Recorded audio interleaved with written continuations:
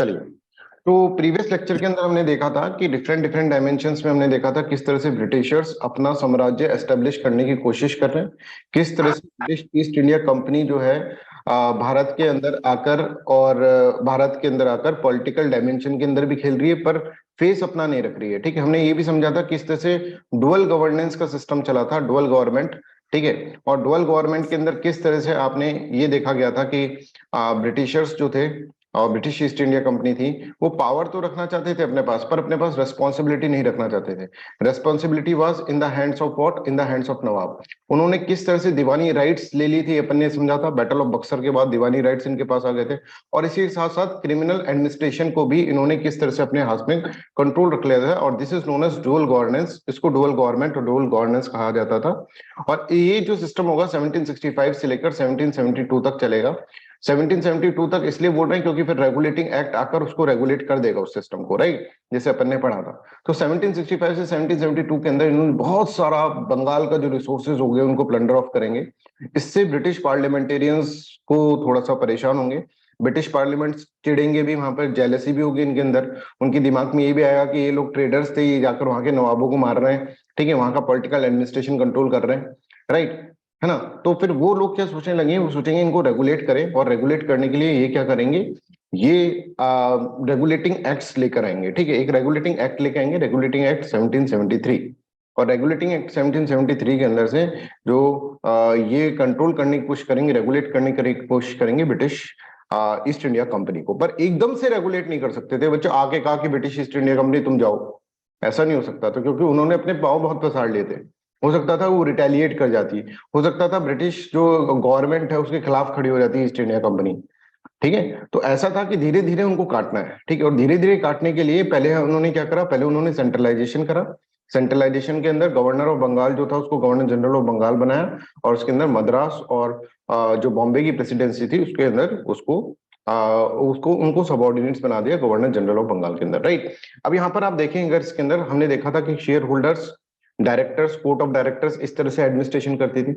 और court of directors जो थे वो हाईएस्ट डिसीजन मेकिंग बॉडी हुआ करती थी। और ये अपने लोग बिठाते थे कहां पर, इंडिया के अंदर।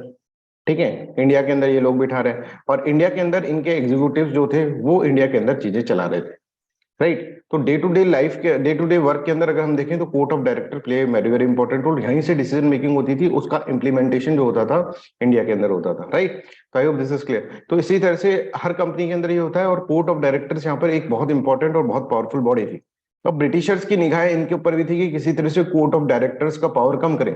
पर जैसे कोर्ट ऑफ डायरेक्टर की तरफ जाएंगे तो ये रिटेलिएट करने की 100% संभावना थी। तो इनको किस तरह से धीरे धीरे धीरे धीरे इनको किस तरह से काटा जाए, ये इसके अंदर ब्रिटिशर्स सोच रहे थे उस वक्त। तो ब्रिटिशर्स को दो डायमेंशन के अंदर इनको सोचना है। एक तो ये बॉम्बे, मद्रास और कोलकाता है, ठीक है, इनके अंदर एग्जीक्यूटिव काउंसिल्स जो हैं, गवर्नर्स के एग्जीक्यूटिव काउंसिल्स हैं, उनको उनकी पावर्स किस तरह से कम करें। और किस तरह से आप देखेंगे पूरे के पूरे जो एक्ट्स होंगे, ठीक है, वो दो चीजों के ऊपर ही डिपेंडेंट है। अगर आपने अभी तक पढ़े भी होंगे, कई बार पढ़ लिए होंगे अपने, एक्ट्स जो होंगे वो दो चीजों के ऊपर डिपेंडेंट है बच्चों। एक तो कोर्ट ऑफ डायरेक्टर की पावर कम करना, और दूसरा गवर्नर जनरल ऑफ इंडिया। ठीक है, पहले गवर्नर जनरल ऑफ बंगाल था, पहले गवर्नर ऑफ बंगाल था, फिर गवर्नर जनरल ऑफ बंगाल बना, फिर गवर्नर जनरल ऑफ इंडिया बना। तो इसकी पावर चेंज करते रहना, और इसकी एग्जीक्यूटिव काउंसिल को चेंज करता रहे। एग्जीक्यूटिव काउंसिल आगे चलकर हम देखेंगे, एग्जीक्यूटिव काउंसिल जो था उसके अंदर अलग से एक काउंसिल और बन जाएगी, एक एग्जीक्यूटिव काउंसिल रह जाएगी, एक लेजिस्लेटिव काउंसिल। तो ये दो चीजों के ऊपर फोकस कर रहे हैं। मतलब हम देखेंगे सारे एक्ट्स के अंदर जो मेजर डायमेंशन है वो कोर्ट ऑफ डायरेक्टर्स और गवर्नर जो था बंगाल का, उसको गवर्नर जनरल ऑफ बंगाल बनाया, फिर आगे गवर्नर जनरल ऑफ इंडिया बना देंगे। फिर 1858 के बाद इसके अंदर वायसराय की एक पोस्ट आ जाएगी, वो सब अपन देखें। तो इन दो चीजों के ऊपर खेल हो रहा है, खेला जो हो रहा है इन दो चीजों के ऊपर हो रहा है, ठीक है। तो हम देख रहे हैं कि हर हमेशा इसके अंदर इसको एक सेंट्रलाइजेशन करने की कोशिश की जा रही है, और सेंट्रलाइजेशन करके इसके अंदर पावरफुल बनाया जा रहा है इसको, गवर्नर को, जिससे कि उसको हम कंट्रोल करेंगे तो सब कुछ कंट्रोल हो जाएगा। तो ब्रिटिशर्स देखो दिमाग वाले आदमी है, ऐसे नहीं कि गुस्सा आ गया भाई ये तुम लोग क्या कर रहे हो, चलो यहां से निकलो, ऐसा नहीं है। ठीक है, ब्रिटिशर दिमाग वाले, उनको पता है कि इसको काटना तो है, इसको खत्म तो करना है, पर धीरे धीरे धीरे धीरे करना है, एकदम से नहीं करना है। तो इसके लिए उनको बहुत सारे चार्टर लेकर आने पड़ेंगे, चार्टर लेकर आते रहेंगे वो लोग, ठीक है। और एक टाइम पर ऐसा होगा कि 1858 1857 की क्रांति हो जाएगी, और 1857 की क्रांति हो जाएगी तो ब्रिटिशर पार्लियामेंटेरियन को एक मौका मिल जाएगा कि अब इनको एकदम से हटा सकते हैं, क्योंकि इनका पूरा पूरा क्रिटिसिज्म हो रहा है, वायलेंस और ये सब चीजें कर रहे हैं। ये सब चीजें आज हम इसके अंदर पढ़ लेंगे आज की क्लास के अंदर। But before that, any doubt in the previous lecture, please let me know. Anyone has any doubt, please let me know.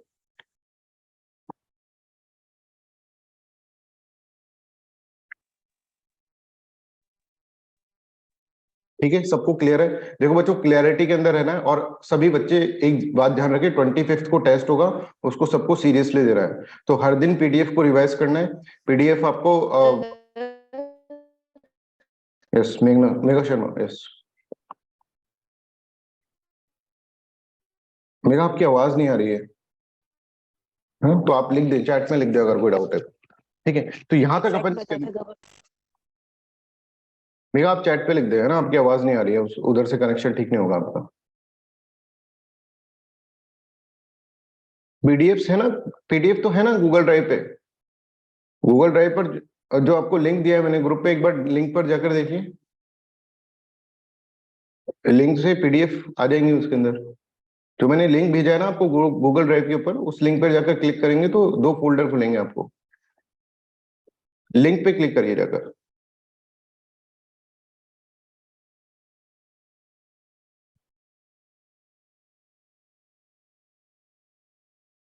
ठीक है, और नहीं होता है तो मैं अभी देख लूंगा, है ना। अभी तो अपन क्लास स्टार्ट करते हैं, सुबह सुबह अपन क्लास स्टार्ट कर लेते हैं, और फिर ये पीडीएफ वाला सिस्टम जो है वो मैं देख लेता हूँ, राइट। चलिए, प्लीज रिफ्रेश, एक बार रिफ्रेश करो दिव्या। दिव्या, एक बार रिफ्रेश करोगे आ जाएगा, है ना। कभी भी खोलने से पहले ना, नई चीज आने से पहले आपको रिफ्रेश करना पड़ेगा इसके अंदर। या फिर मैं एक काम करूंगा, पीडीएफ जो होगा आपको ग्रुप के अंदर डाल दिया करूंगा, डेली पीडीएफ ग्रुप के अंदर डाल दूंगा। ठीक है, चलिए, तो अभी अपन क्लास स्टार्ट करते हैं। ठीक है, पीडीएफ वाला कंसर्न में देख लेता हूँ किस तरह से उसको मतलब सॉर्ट आउट करते हैं। मेरे को लग रहा था कि साथ डाल देंगे तो वो ठीक रहेगा आपके लिए, पर आपको डेली पीडीएफ इस तरह से डाल दिया करेंगे, और उसमें भी ग्रुप में भी डाल देंगे तो आपको मिल जाएगा, राइट। ये वीडियो लेक्चर जो है ना, वीडियो लेक्चर का एक सिस्टम है कि इसके अंदर मिनिमम 12 आवर्स तो लगते ही हैं। ठीक है, अपलोड होने के अंदर ड्राइव के ऊपर, इसके अंदर मैं और आप कुछ नहीं कर सकते, इंटरनेट स्पीड कुछ नहीं कर सकती। गूगल जो है वो 12 आवर्स तो लगाता ही है वीडियो को अपलोड करने के अंदर। ठीक है, तो वीडियो एक बार अपलोड हो जाएगा, once uploaded it will be there, right. पर अपलोड होने में थोड़ा सा टाइम लग रहा है, राइट। चलिए, तो एक क्वेश्चन आया है किसके द्वारा, मेघा शर्मा के द्वारा, कि रेगुलेटिंग एक्ट का थोड़ा सा वापस से बता दें। देखिए, रेगुलेटिंग एक्ट के अंदर, मेघा शर्मा वापस पूरा बता रहा हूँ, please try to understand. Regulating act के अंदर क्या है कि एक बहुत बड़ा डायमेंशन ब्रिटिशर्स का चल रहा है, किसी तरह से इनको रेगुलेट करे। ये जो तीन चीजें हैं ना, इनको किसी तरह से रेगुलेट करे। अब रेगुलेट करने के लिए ये अपना गवर्नर मस्त, मद्रास वाला अपना मस्ती कर रहा है, बॉम्बे वाला अपना मस्ती कर रहा है, और बंगाल वाला अपना मस्ती कर रहा है। ठीक है, इनको किसी से आपस में मतलब नहीं है। एग्जीक्यूटिव काउंसिल है, वही लॉ बना रही है और वही एग्जीक्यूशन कर रही है।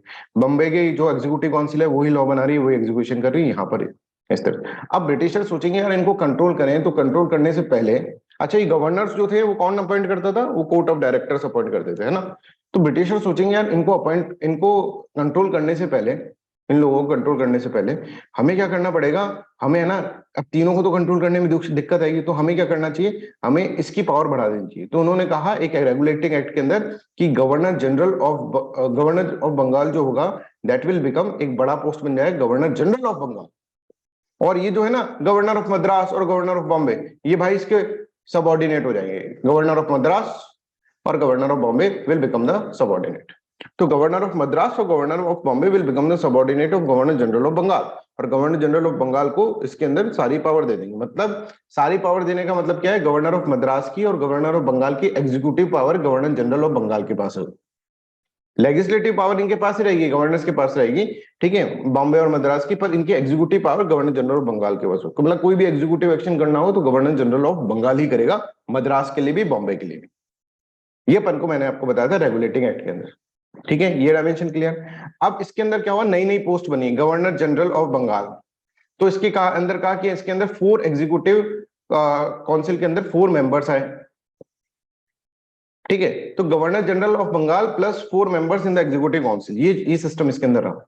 तो मतलब कि गवर्नर जनरल ऑफ बंगाल और 1 2 3 4, ठीक है, इस तरह के 4 लोग और आ गए इसके अंदर।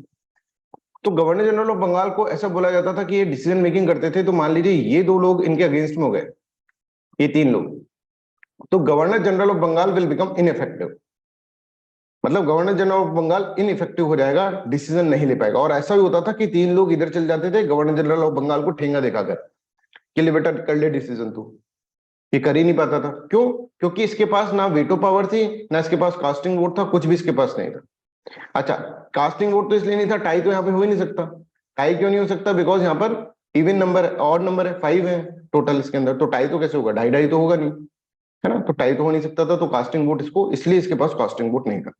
तो गवर्नर जनरल ऑफ बंगाल को ये ठेंगा दिखा के 3 लोग है ना, ये जॉन, रिचर्ड और फिलिप्स, ठीक है, कह देते थे कि हम तुमको कुछ करने ही नहीं देंगे। और गवर्नर जनरल ऑफ बंगाल कहता था मेरे को इतना बड़ा तो बना दिया तुमने, बॉम्बे और मद्रास मेरे अंडर डाल दिया, पर मुझे तुम छोटी सी चीज नहीं दे सके, वीटो पावर दे देते। बोले वीटो पावर दे देते तो फिर काउंसिल का मतलब ही नहीं रहता।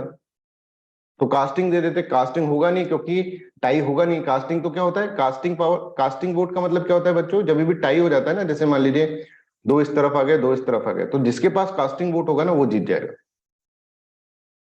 ठीक है। तो अब यहाँ पर जब इनके बीच में लड़ाई हो रही है, ये लड़ाई समझ में आ गई? Megha, is this clear? Megha just give me a thumbs up if this is clear, है ना? ये वाली चीज क्लियर हो गई, इनके अंदर कैसे लड़ाई थी।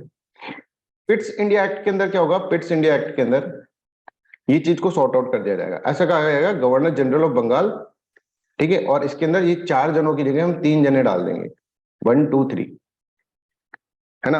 अब गवर्नर जनरल ऑफ बंगाल, अगर मान लीजिए डिसीजन मेकिंग होती है तो ये दो मान लो उसके अगेंस्ट में चले गए, गवर्नर जनरल ऑफ बंगाल, तो गवर्नर जनरल ऑफ बंगाल एक के साथ मिलकर भी चीज कर सकता है, क्योंकि इसके पास कास्टिंग वोट है। मतलब जिस side governor general of Bengal रहेगा उस साइड मान लिया जाएगा इन केस ऑफ टाई। तो एक बंदा चाहिए बस, उसको एक बंदे को मनाना है, बाकी 2 बंदे अगर नहीं मान रहे तो भी चलता है।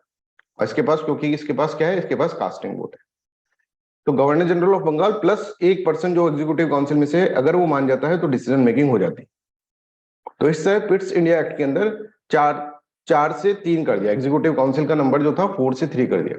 ठीक है, I hope this is clear. अब दूसरी चीज जो आप पूछ रहे हैं मेघा, कि गवर्नर जनरल ऑफ बंगाल, है ना, और एक सुप्रीम कोर्ट बनाया। अब सुप्रीम कोर्ट का चीफ जस्टिस ऑफ इंडिया अलग अकाड में रहता था अपनी, ठीक है, क्योंकि यहाँ पर अभी है ना, ये नहीं था जुरिस्डिक्शन, पता नहीं था कि किसकी क्या जुरिस्डिक्शन है ना, इतना क्लियरली पता नहीं था, नई नई पोस्ट बनी है। गवर्नर जनरल ऑफ बंगाल कहता था कि मैं सुप्रीम हूँ, ये बोलता था मैं सुप्रीम हूँ, और दोनों आपस में, ये दोनों चश्मा लगा के आपस में लड़ते रहते थे, क्योंकि डिमार्केशन ऑफ पावर नहीं था। गवर्नर जनरल ऑफ बंगाल कोई डिसीजन लेता था, सुप्रीम कोर्ट कहता था कि मैं इसको नल एंड वॉइड कर दूंगा। इस तरह के इसकी क्या पावर थी, कितनी पावर थी, क्योंकि नए नए सिस्टम बने थे। तो 1791 एक्ट के अंदर, 1791 का एक एक्ट निकलेगा, उसके अंदर क्लियर डिमार्केशन कर देगा, भाई देखो सुप्रीम कोर्ट तुम्हारी ये पावर है और गवर्नर जनरल ऑफ बंगाल तुम्हारी ये पावर है। तो इससे तुमको लड़ना नहीं है, चुन्नू मुन्नू तुम दोनों की ये पावर है, अब दोनों लड़ाई नहीं करोगे। ठीक है, दोनों के पावर का डिमार्केशन कर दिया 1791 के एक्ट के अंदर। Megha Sharma, is this clear? This is known as regulating act, इसको रेगुलेटिंग एक्ट अपन बोलते हैं। ठीक है। अच्छा, रेगुलेटिंग एक्ट के अंदर डिफेक्ट्स आपको समझ में आ गए, और डिफेक्ट्स को सॉर्ट आउट करने के लिए हम पिट्स इंडिया एक्ट की तरफ गए। और पिट्स इंडिया एक्ट के अंदर हमने अभी जैसे अपने डिस्कस करा, पिट्स इंडिया एक्ट के अंदर हमने कहा कि गवर्नर जनरल की काउंसिल को 4 से 3 कर दिया जाएगा, और इसको कास्टिंग वोट सिस्टम रहेगा। कास्टिंग वोट सिस्टम मतलब समझ गए कि इन केस ऑफ टाई, अगर टाई हो जाता है, जैसे मान लो कि हम बात करें कि दिव्या, वैशाली और अंकिता और मेघा, ठीक है, ये 4 लोग हैं, और मेघा के पास क्या है? मेघा के पास कास्टिंग वोट है, कास्टिंग वोट इज देयर। तो मान लीजिए वोटिंग होती है, और जो मेघा और अंकिता है ना वो एक साथ रहती है, और ये क्या है? दिव्या और वैशाली, ठीक है, ये एक साथ रहती है, राइट? दिव्या और वैशाली एक साथ, और मेघा और अंकिता एक साथ। तो कौन जीतेगा? अंकिता, मेघा और अंकिता वाली टीम जीतेगी, क्योंकि मेघा के पास क्या है? मेघा के पास कास्टिंग वोट है इन केस ऑफ टाइम। ऐसा एज सिंपल एज दैट, इतना सिंपल है ना, तो कोई ज्यादा रॉकेट साइंस नहीं है इन केस ऑफ। अच्छा, अगर मेघा के पास वीटो होती ना, ये समझो वीटो के अंदर क्या है, तो चाहे से अब ये अंकिता इधर चल जाए तो भी कोई फर्क नहीं पड़ता है। वीटो मतलब वीटो, वीटो मतलब सुप्रीम पावर है, जो ये कहेगी वही होगा। तो ऐसा तो कोई मतलब ही नहीं था फिर एग्जीक्यूटिव काउंसिल के अंदर, तो वीटो पावर ना करके कास्टिंग वोट सिस्टम इसके अंदर डाला गया। अगर वीटो पावर होती तो भाई गवर्नर जनरल तू ही कर ले सारा काम, फिर तो और औरों की तो कोई जरूरत नहीं है। ठीक है, तो वीटो पावर का मतलब यह है कि अगर ये उठ के इधर चली जाएगी तो भी मेगा ही जीतेगी, ये है वीटो पावर का, है ना, in case of veto power. I hope this is clear to everyone. फिर भी कोई भी डाउट है किसी को तो प्लीज आस्क, ठीक है ना, प्लीज ट्राई टू अंडरस्टैंड, कोई भी डाउट है तो प्लीज आस्क। ठीक है, अब देखिए एक बात समझिए कि ऐसा हो सकता है कि जैसे आप अभी पढ़ाई स्टार्ट करें, है ना, एक बात थोड़ा समझ लेना, ऐसा हो सकता है कि पढ़ाई स्टार्ट करें, एकदम से दिमाग के ऊपर बर्डन आएगा, है ना, कि पढ़ रहे हैं, क्योंकि अभी तक तो सुस्त थे, अब एकदम से तुम वो कर रहे हैं, ठीक है, और अपन देख रहे हैं सुबह क्लास ले रहे हैं और शाम को क्लास ले रहे हैं, थोड़ा सा बर्डन आ सकता है तुम लोगों के ऊपर, है ना, दिमाग के ऊपर थोड़ा सा बर्डन आ सकता है। गवर्नर जनरल के पास, जी दिव्या, गवर्नर जनरल के पास, कास्टिंग मेंबर्स के पास, मेंबर्स के पास होंगी तो सबके पास होंगी फिर। वो जो यहाँ पर अपन ने एग्जाम्पल लिया वो मेघा शर्मा जो है वो गवर्नर जनरल है, इस तरह से एग्जाम्पल अपन ने लिया है। ठीक है दिव्या। अच्छा अभी समझो कि थोड़ा सा ना, 2 क्लासेस ले रहे हैं ना, तो थोड़ा सा तुम्हारे ऊपर थोड़ा सा दबाव आ सकता है सर पे, ठीक है, पर देखो हम हमको बहुत अच्छे से पढ़ना है ना, हमको डिटेल में पढ़ना है, देखो हम कभी क्वालिटी से कॉम्प्रोमाइज करेंगे नहीं आपको, और कभी ऐसे नहीं करेंगे जल्दी जल्दी पढ़ाकर तुमको ऐसे इस तरह से कर दिया, नहीं, है ना, क्वालिटी से कॉम्प्रोमाइज नहीं करना है अपन को हर चीज पढ़नी है, वो चीज जो कि अपने लिए इंपॉर्टेंट है, कचरा नहीं पढ़ना है, हर चीज वो पढ़नी है जो कि इंपॉर्टेंट है। अभी लेट यू नो कहाँ से क्या क्या चीजें पढ़नी है वो भी मैं आपको बता दूंगा, ठीक है, बट अभी थोड़ा सा चलने दें अपन क्लास को, है ना। तो इसके अंदर अब तुमको एक तो तुम्हारे दिमाग के अंदर तुम बिठा लो कि भाई मेहनत करनी है, हमको मेहनती बनना है, तो 2 क्लास क्या सर, आप 3 क्लास लो तभी भी हम रेडी है, ऐसा माइंडसेट आपका रहना चाहिए, ठीक है, लेंगे नहीं 3 क्लास, 2 क्लास इज सफिशिएंट, ठीक है, और आराम से कोर्स अप्रैल तक खत्म हो जाएगा, डोंट वरी, ठीक है, तो 2 क्लास लो तो सर वो हमारे लिए कोई दिक्कत नहीं है ना, ऐसा तुमको अपने अंदर लाना पड़ेगा, ठीक है, और ये कोई ज्यादा नहीं है, 1.5 घंटे की क्लास है, और वो 1.5 आवर की क्लास वो वाली है, तो 3 घंटे तो आपको पढ़ना ही चाहिए, है ना। आप लोग रिवीजन ना छोड़े, please try to understand, revision आपको करते रहना है, ठीक है, और क्लास सभी बच्चे लाइव लें, ठीक है, जैसे आज 3 बच्चे एब्सेंट, उनसे पूछा जाएगा भाई क्यों नहीं है भाई, हाँ, 3-4 बच्चे जो भी एब्सेंट है, तो लाइव क्लास लेंगे, दैट इज इंपॉर्टेंट, ठीक है, लाइव क्लास नहीं लेंगे तो दिक्कत हो जाएगा, राइट। लाइव क्लास लें और फिर रिकॉर्डेड लेक्चर्स को एक बैकअप की तरह रखें, सिर्फ बैकअप, और अपने शॉर्ट नोट्स बनाते रहें पीडीएफ से, फिर उसको रिवाइज करते रहे, आई hope this is clear, right. चलो पिट्स इंडिया एक्ट के अंदर अपन ने ये चीजें पढ़ ली, इस तरह से इन्होंने करा, तो यहाँ पर जो सॉर्ट आउट था, वो जो टेंशन था वो सॉर्ट आउट हुआ। अब दूसरा पॉइंट कि 1784 के पिट्स इंडिया एक्ट के अंदर इन्होंने कहा कि जो डिफेक्ट्स थे 1773 के एक्ट के अंदर, वो डिफेक्ट्स हमने देखे, और उससे जो इनडिसिसिवनेस चल रही थी सिस्टम के अंदर, उसको हटाकर हमने वो चीजें सॉर्ट आउट कर दी सब, है ना। अब सब खुश है, सबके पास पावर है, गवर्नर जनरल और बंगाल भी खुश है, बोला कि मेरे पास वापस पावर आ गई, थैंक यू सो मच, नहीं तो तुमने नाम की पावर दी थी, काम बढ़ाया था नाम की, अब ये खुश हो गया ये भी, ठीक है। अब इसके बाद क्या होगा, 1784 के अंदर एक काम तो ये हो गया कि ये सब सॉर्ट आउट कर दिया इश्यूज को। दूसरा जो होगा वो होगा कि यार अब इस एक्ट के अंदर एक प्रोविजन ऐसा भी डालते हैं जिससे कि ब्रिटिश ईस्ट इंडिया कंपनी की जो पावर है और ज्यादा कंट्रोल हो, ब्रिटिश ईस्ट इंडिया की पावर और ज्यादा कंट्रोल हो। तो यहां पर देखिए ये क्या करेंगे, ये कहेंगे कोर्ट ऑफ डायरेक्टर्स, मैंने कहा ना कोर्ट ऑफ डायरेक्टर्स पे इनकी नजर रहेगी, कि कोर्ट ऑफ डायरेक्टर्स अभी सारे फंक्शन कर रहे थे, सारे डे टू डे फंक्शंस कर रहे थे, जैसे कमर्शियल फंक्शन भी, बिजनेस वाले सारे फंक्शन ये कर रहे, पॉलिटिकल सारे फंक्शन ये कर रहे, एडमिनिस्ट्रेटिव सारे फंक्शन ये कर रहे, एडमिनिस्ट्रेशन कैसे चलाना है ये सब चीजें, पॉलिटिकल मतलब किस राजा को मारना है, किससे बात करनी है, कौन नवाब कैसा क्या डायमेंशन, वो सब चीजें ये कर रहे हैं। सारे डायमेंशन अगर हम देखें तो कोर्ट ऑफ डायरेक्टर्स ही कर रहे थे, सही बात है सर। तो उनको बोला कि इनकी पावर कम करते हैं, तो इनसे बोलते हैं कि भाई देखो तुम्हारा जो पावर है ना, ये वाला जो पावर है पॉलिटिकल पावर, उसको हटा के board of director, board of control will take care of this one, एक नई बॉडी बनेगी that is known as board of control, और that will take all the political affairs, जो भी पॉलिटिकल अफेयर्स होंगे ब्रिटिशर्स के इंडिया के अंदर, उसको कौन देख रहा है, अब बोर्ड ऑफ कंट्रोल देख रहा है। इनकी पावर ड्रास्टिकली रिड्यूस हो गई, कोर्ट ऑफ डायरेक्टर से बोला तुम बिजनेस करने आए थे ना, बोले हाँ, तो बिजनेस पे ध्यान रहो, बिजनेस करो, कमर्शियल फंक्शंस तुम रखो, और बोर्ड ऑफ कंट्रोल जो होगा, बोर्ड ऑफ कंट्रोल, कंट्रोल का नाम ही देखो, बोर्ड ऑफ कंट्रोल, कंट्रोल करके रखना है इनको, वो पॉलिटिकल अफेयर्स सारे मैनेज करेगा, ठीक है। कि तुम कोर्ट ऑफ डायरेक्टर ज्यादा शाहरुख खान बनने की जरूरत नहीं है तुमको, हर काम तुम नहीं कर सकते, तुम क्या करो, तुम सिर्फ और सिर्फ कमर्शियल अफेयर्स करो, बिजनेसमैन हो ना तुम, बोले हाँ, अंबानी जी जाके वहां पे चाइना में जा रहे हो ना, तो सिर्फ सिर्फ बिजनेस करो वहां पे जी जिनपिंग को मारना, उससे वो करना, तिगड़म करना, वो सब काम बोर्ड ऑफ कंट्रोल करेगा, ठीक है सर। तो यहां पर देखिए ब्रिटिशर्स पहले किसको कर रहे थे, Britishers, British East India company, देखो ब्रिटिश ईस्ट इंडिया कंपनी आई 1600 के अंदर, चार्टर मिला उसको जब आई भारत के अंदर 1610 के आसपास, तो उसने आते ही ऐसे नहीं कर के अटैक कर दी, नहीं, आते ही वो राजा महाराजाओं की तलवे चाट रही है कि महाराज की रहो, महाराज की रहो, महाराज, फिर धीरे धीरे जाकर 1717 के अंदर उसको क्या मिला, फरमान मिला। तब जाकर उसको लगा कि हाँ अब यार ट्रेड करने का कुछ हुआ।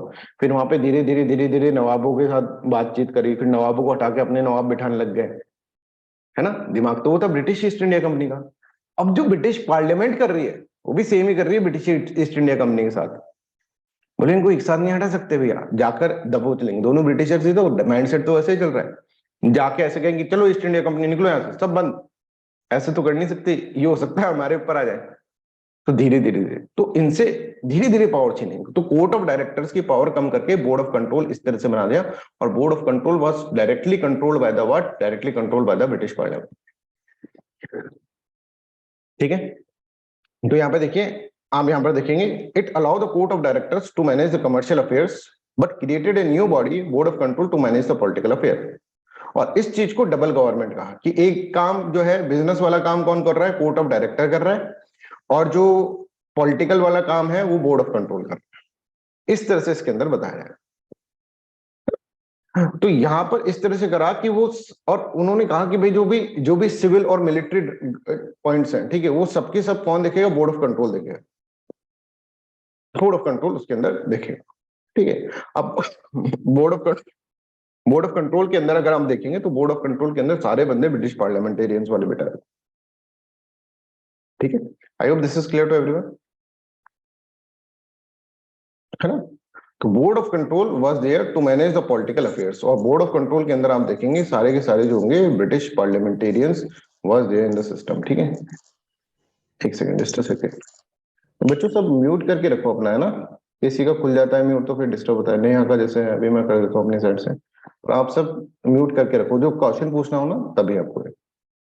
तो board of control is controlling the things, court of directors, है ना। Board of control, again board of control जो था that was in the what, in the London ही था, और वहां से कंट्रोल कर रहा था, वहां से चीजों को कंट्रोल कर रहा था अपने एग्जीक्यूटिव को, मतलब अपने लोगों के साथ। तो बोर्ड ऑफ कंट्रोल ने कहा कि हम कंट्रोल कर लेंगे ये चीज, ठीक है, तुम कोर्ट ऑफ डायरेक्टर्स को कंट्रोल करो, तुम कोर्ट ऑफ डायरेक्टर्स तो कमर्शियल फंक्शंस करो। तो इस तरह से क्या होगा, इस तरह से यहाँ पर इसके अंदर होगा। हाँ, तो इसके अंदर हम डबल गवर्नमेंट इस तरह से इसके अंदर बोलते हैं। तो I hope this is clear to everyone. तो आप यहां पर ये समझिए, दो चीजें आप समझिए कि अपन ने दो बार डबल गवर्नमेंट का नाम ले लिया। एक तो 1772 से पहले, जब उन्होंने 1765 के अंदर उन्होंने दीवानी राइट्स ले लिए थे ब्रिटिश ईस्ट इंडिया कंपनी ने, और दीवानी राइट्स लेने के बाद और उन्होंने क्या कर लिया था, दूसरा उन्होंने क्या कर लिया था, दूसरा उन्होंने क्रिमिनल एडमिनिस्ट्रेशन भी अपने कंट्रोल में ले लिया। 1772 के रेगुलेटिंग एक्ट ने आकर सब कुछ क्या कर दिया, सब कुछ गवर्नर जनरल ऑफ बंगाल को दे दिया। ठीक है, तो उस तरह से कंट्रोल करा गया, और ये जो सिस्टम था इस तरह से हटाया, नवाब ववाब जो थे वो चीज हटाई।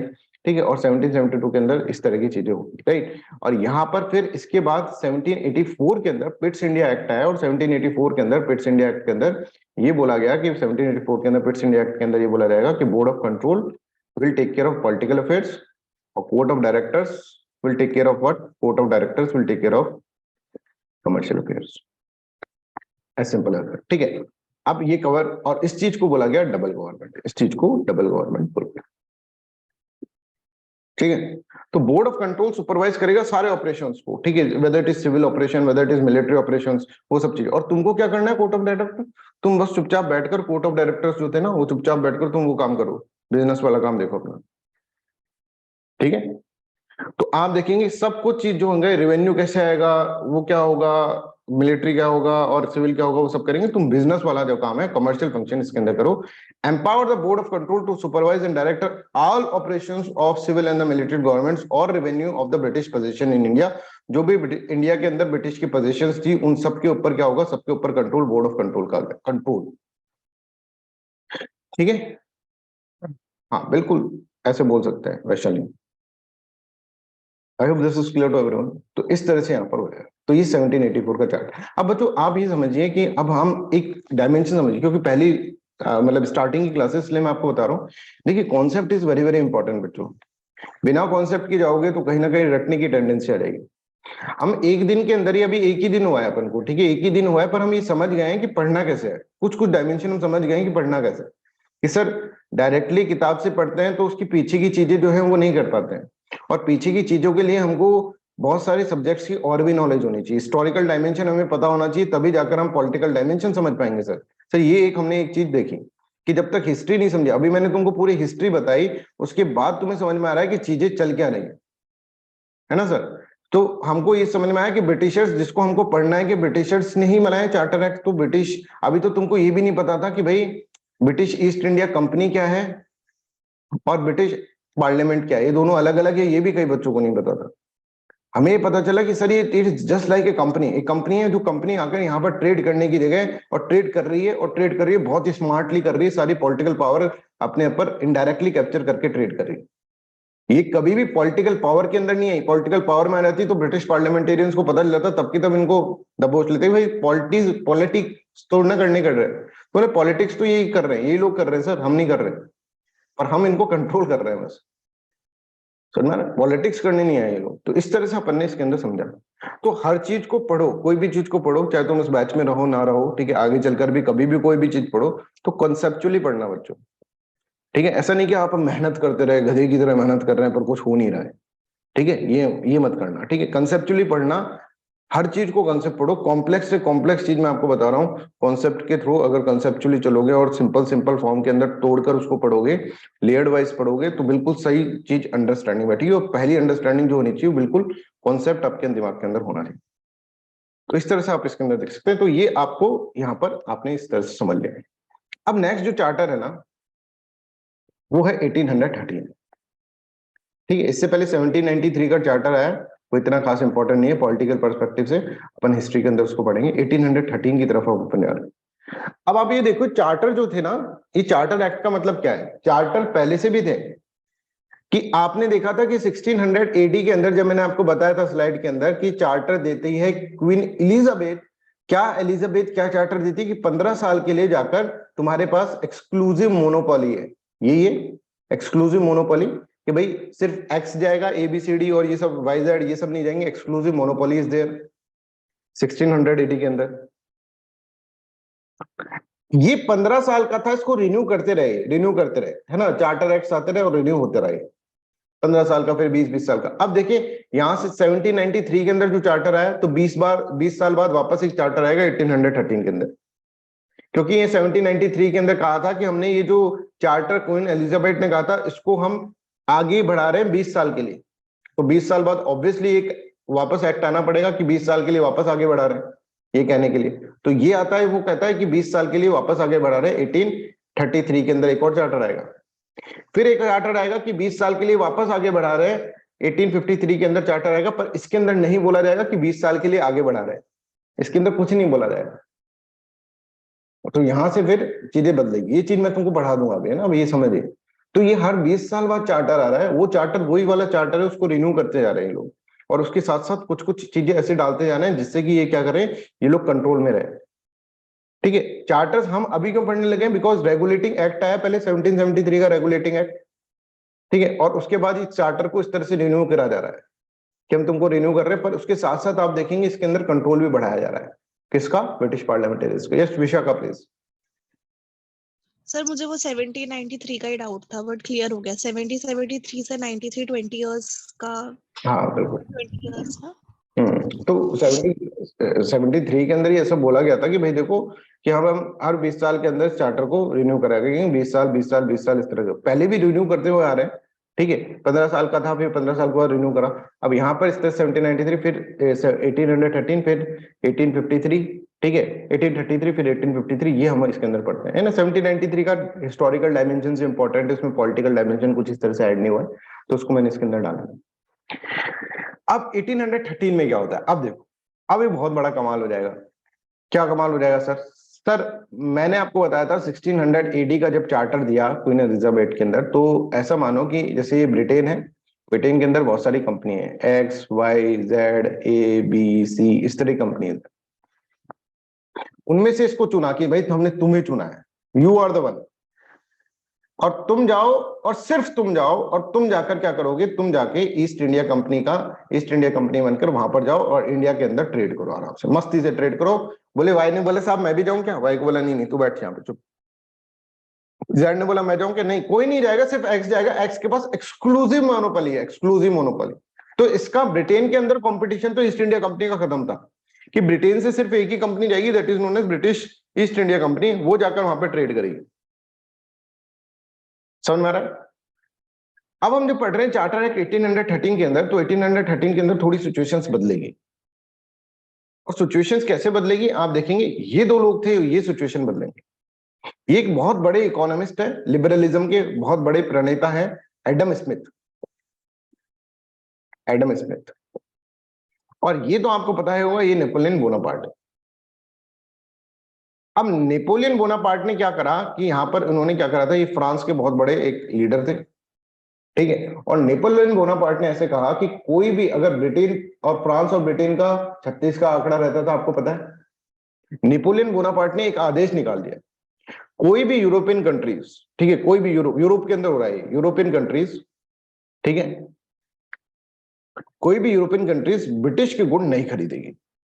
मतलब जर्मनी तुमने अगर ब्रिटिश का गुड़ खरीदा तो हम तुमके ऊपर, डच तुमने अगर ब्रिटिश का गुड़ खरीदा तो हम तुम पे अटैक कर। कोई भी कंट्री जो होगी वो ब्रिटिश का गुड़ नहीं खरीदेगी। ब्रिटिश को क्या करो, ब्रिटेन को क्या कर दो, ब्रिटेन को आप बायकॉट कर दो सब लोग।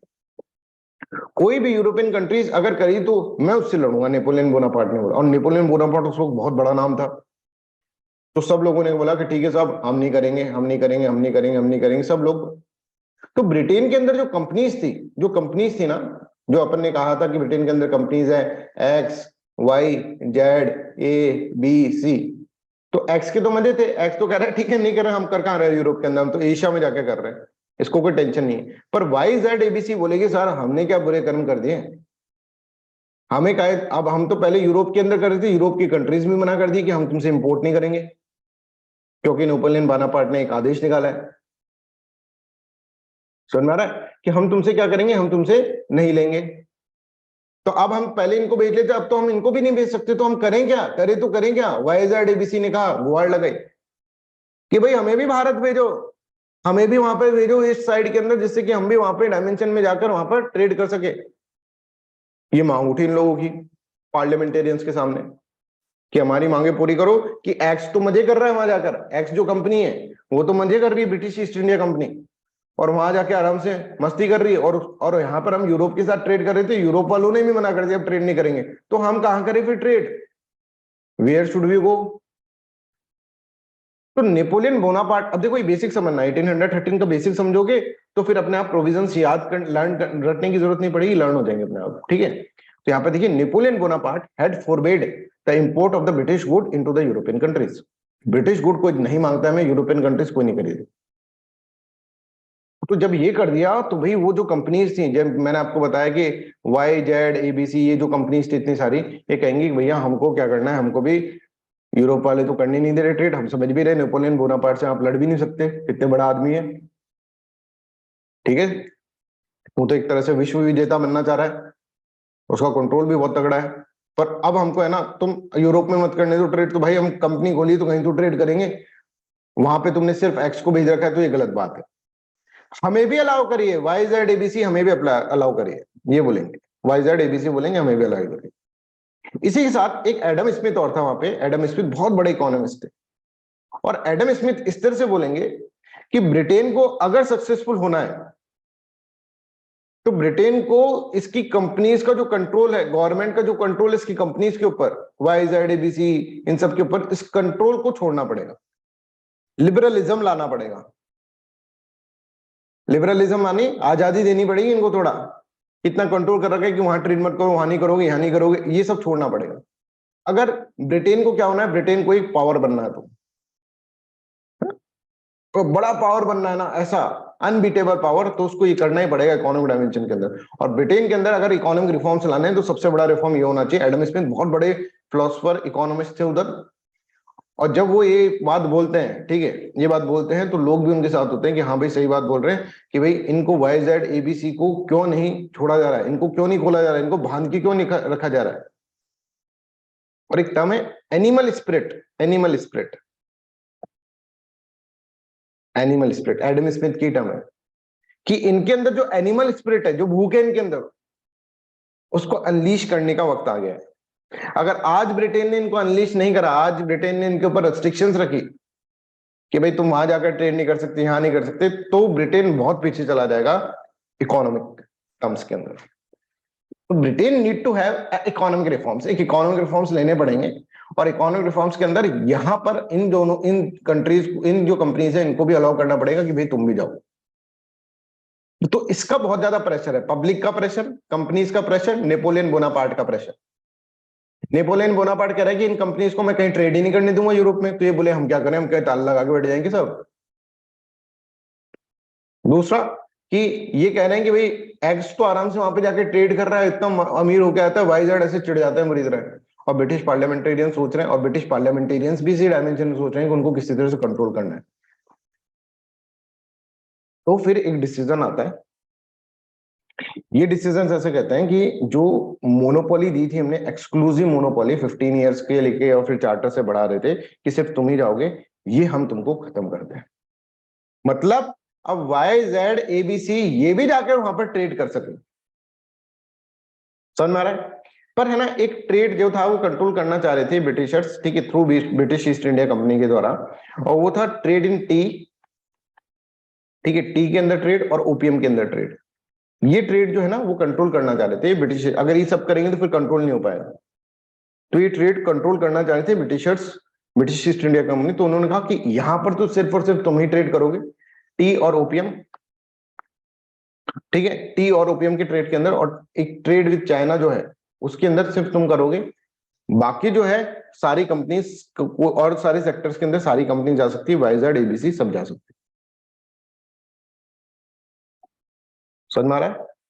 तो इस तरह से अब ये, अगर तुमको ये बैकग्राउंड नहीं पता और क्वेश्चन इसमें से आ जाता है 1813 के चार्टर के अंदर से, कि 1813 के चार्टर के अंदर जो मोनोपोली एंड करी गई थी, ट्रेड मोनोपोली एंड करी गई थी ब्रिटिश ईस्ट इंडिया कंपनी की, except what, except trade in tea and opium and trade with China. तो वो क्यों करी गई थी? तो नेपोलियन बोनापार्ट अगर लिखा आ जाएगा तो तुम नहीं कर पाओगे फिर उसको सॉल्व। एडम स्मिथ का कॉन्सेप्ट आ जाएगा, तुम सोचोगे यार एडम स्मिथ क्या आ गया, ये नेपोलियन बोनापार्ट कहां से, ये तो फ्रांस का था, हमको भी इसको बना दो, और तुम कर दोगे।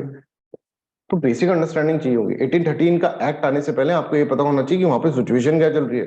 सब ब्रिटेन के अंदर, ब्रिटेन के अंदर सिचुएशन चल रही है, हमारी मांगे पूरी करो, जब तक सूरज चांद रहेगा, है ना, एडम स्मिथ तेरा नाम रहेगा, वहां पर इस तरह से चल रहा है। और वहां के लोग भड़के हुए हैं, वो बोल रहे हैं कि भैया जल्दी से हमको क्या करो, इनकी अनलीश करो इनकी पोटेंशियल, ये अगर जाएंगे वहां पर ट्रेड करेंगे तो किसको, ब्रिटेन को ही फायदा होगा अल्टीमेटली।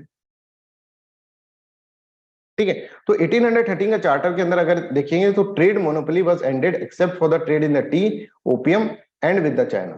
ठीक है, किसकी ट्रेड मोनोपोली खत्म करी? ब्रिटिश ईस्ट इंडिया कंपनी की। मतलब अब सब आ सकता है, वाईजेड एबीसी भी आ सकता है। ठीक है, दूसरा ये है क्राउन की सोवरेनिटी।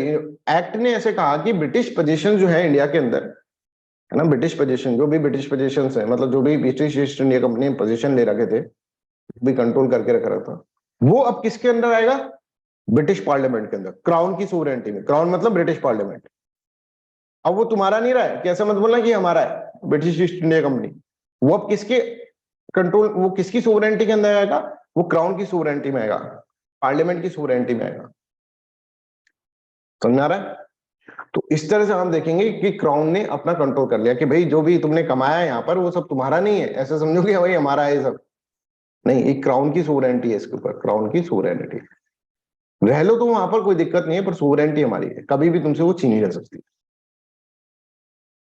ठीक है, तो जैसे हमारे घर जो होते हैं वो भी लीज पे दे रखे हैं गवर्नमेंट ने, वो भी गवर्नमेंट की सोवरेनिटी में आते हैं। पता है तुम्हें कि जो तुम अपने घर में रह रहे हो बोलते हो ये घर मेरा है, तुम्हारा नहीं है, गवर्नमेंट का है। गवर्नमेंट ने 99 ईयर की लीज पे दे रखे हैं तुमको। ठीक है, लीज खत्म होती है ना, पट्टा जिसको बोलते हैं, घर का पट्टा, उसको फिर रिन्यू कराना पड़ता है, फिर उसके अंदर पैसे देने पड़ते हैं गवर्नमेंट को, फिर गवर्नमेंट उसकी लीज और बढ़ा देती है आगे। तो सोवरेनिटी हमारी नहीं है हमारे घरों पे। हमारे घर के नीचे अगर तेल का कुआं मिल जाए ना तो गवर्नमेंट कब्जा लेगी, उसको बोलेगी तुम्हारी लीज खत्म होती है, चलो कॉन्ट्रैक्ट खत्म, अब ये हमारा है। समझ रहे? तो ये इस तरह से आपको इसके अंदर समझना है कि इसी तरह से ये जो ब्रिटिशर्स की जो थी ना, ब्रिटिशर्स की जो पोजीशंस थी इंडिया के अंदर, भारत के अंदर जो इन्होंने पोजीशंस बनाई इतनी लड़ झगड़ के, ये सब चीजें वो क्राउन की सोवरेनिटी के अंदर ना कंट्रोल कर रहे हैं भाई, धीरे धीरे कंट्रोल कर रहे हैं। एक ही एक्ट के अंदर सब कुछ डाल देंगे तो ऐसा तो नहीं हो सकता ना, सालों लग रहे हैं इनको। 1773 से स्टार्ट कर रहे हैं प्रोसेस, 1813 चल रहा है, तब जाकर ये मोनोपोली एंड कर पाए इनकी, और धीरे धीरे काटे जा रहे हैं इनको। समझ में आ रहा है? Another important feature is that कि एक इंपॉर्टेंट फीचर है ये, क्योंकि इसका आगे जाकर अगर आप देखेंगे 1857 की रिवोल्ट में बहुत काम आएगा आगे जाके, मतलब वन ऑफ द रीजंस बनेगा कि मिशनरीज जो थी ना, क्रिश्चियन मिशनरीज, उनको कहा गया कि आप भारत में जाएं और आप क्रिश्चियन जो है, क्रिश्चियनिज्म जो है, सॉरी क्रिश्चियन कल्चर जो रिलीजन है वो जो है उसको फैलाया, क्रिश्चियनिटी को फैलाया। ठीक है, बट ये हिस्टोरिकल डायमेंशन है, ये कोई पॉलिटिकल डायमेंशन से नहीं है। ठीक है, ये हिस्टोरिकल डायमेंशन है। जो हम आगे हिस्टोरिकल डायमेंशन से भी हम इस एक्ट को पढ़ेंगे, जब हम मॉडर्न हिस्ट्री पढ़ेंगे ना बच्चों, ध्यान रखो एक चीज, मॉडर्न हिस्ट्री पढ़ेंगे तो इन एक्ट्स को वापस पढ़ेंगे हम, और उसके अंदर हिस्टोरिकल डायमेंशन से पढ़ेंगे, तो आपका ये रिवीजन भी हो जाएगा मॉडर्न हिस्ट्री के अंदर। ठीक है, तो मॉडर्न हिस्ट्री के अंदर ये सब चीजें वापस आने वाली। हिस्टोरिकल कंपोनेंट में जानबूझ के नहीं पढ़ा रहा हूँ तुम्हें, मैं तुम्हें बस उतना ही पढ़ा रहा हूँ जितना कि तुम्हें रिक्वायर्ड है। फिर तुमको वहां से कनेक्ट कराऊंगा मॉडर्न हिस्ट्री से, तब जाकर तुम्हारा कंप्लीट नॉलेज इसके अंदर बन जाएगा। ठीक है, रिवीजन भी हो जाएगा, कंप्लीट नॉलेज भी बन जाएगा। राइट, चलिए, तो I hope this is clear to everyone. ये चार्टर एक्ट 1813 के अंदर हमने देखा कि साहब नेपोलियन बोनापार्ट के कारण और एडम स्मिथ के कारण गवर्नमेंट के ऊपर प्रेशर बना कि ये जो YZ ABC है इनको भी भेज दो, तो उन्होंने बोला ठीक है तुम लोग चल जाओ, पर ट्रेड इन टी और ट्रेड विद चाइना, ठीक है, और ट्रेड इन ओपियम, ठीक है, ये इसकी monopoly British East India company के पास रहेगी। और बाकी तो जब तुम रखते हो 1813 के अंदर ऐसा ऐसा हुआ, तो उसका बैकग्राउंड भी याद रखो कि बैकग्राउंड क्या है, ये भी अपन इसके अंदर याद रखना चाहिए। अब क्या होता है, 1833 का चार्टर आता है ना, 20 साल बाद फिर वापस चार्टर निकाला। 20 साल बाद चार्टर निकाला, पहली बात तो ये कहा कि आने वाले 20 साल में तुमको और दिया ब्रिटिश ईस्ट इंडिया कंपनी, ठीक है, जिसके अंदर मोनोपोली तो नहीं देना है तुमको, पर तुम्हें यहाँ पर ट्रेड करने दे रहा है ना, इस तरह का चार्टर इसके अंदर बोला गया, चार्टर एक्ट 1833 के अंदर। अब चार्टर एक्ट 1833 के अंदर ऐसा कहा गया कि देखो एक काम करते हैं, जो गवर्नर जनरल ऑफ बंगाल है ना, उसको हम और पावर देते हैं, है ना, पावर बढ़ा रहे हैं इसकी बार बार, और इनकी पावर बॉम्बे और मद्रास की कम कर रहे हैं, है ना, यही कर रहे हैं। बॉम्बे और मद्रास की पहले आपने देखा था कि 1773 के अंदर ऐसे कहा था, बॉम्बे और मद्रास का एग्जीक्यूटिव पावर किसको दे दिया जाएगा, गवर्नर जनरल ऑफ बंगाल को दे दिया जाएगा। आप कहेंगे इनकी और पावर कम करते हैं, कैसे करोगे सर कम?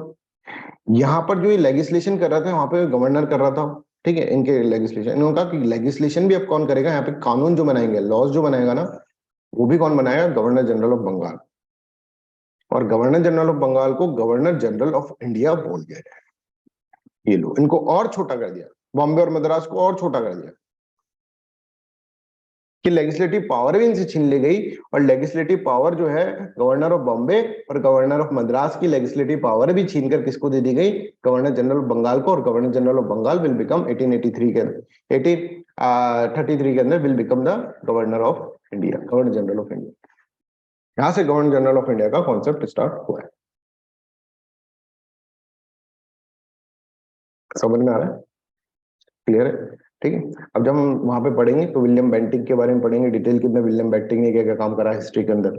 वेरेन हेस्टिंग के बारे में पढ़ेंगे तो वेरेन हेस्टिंग ने क्या क्या काम करा, हर वायसराय के बारे में, हर गवर्नर जनरल के बारे में हम आगे चलकर पढ़ेंगे डिटेल के अंदर हिस्ट्री में।